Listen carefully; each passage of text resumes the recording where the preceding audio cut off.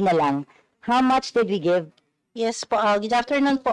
For 2023 po, we provided 85 million. Okay. And they were able to utilize 84 million out of the 85 po.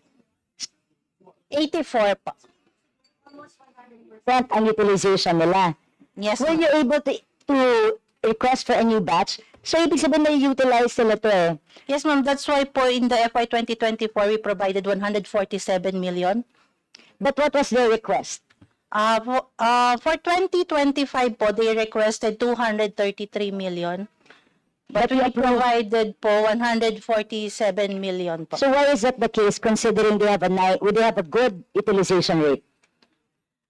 Actually, ma'am, based po on the usual budget process po, considering po yung fiscal space and the Mr. Chair, ulitin ko, fiscal space, kanila po ito eh. and they Earmark, yeah. Earmark ito for them. So, hindi niyo pwedeng sabihin yung fiscal space. Yes po. And that's what I've been harping on year in and year out. These are budgets earmarked to them. Bakit natin di pinagdadamot sa kanila?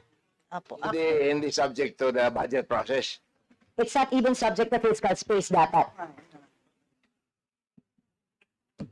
Actually po, based na rin po on their actual utilization, which is only 84 million, and we provide Mr. Chair, and they ulitin can, ko, 84 out of 85 million yun ah.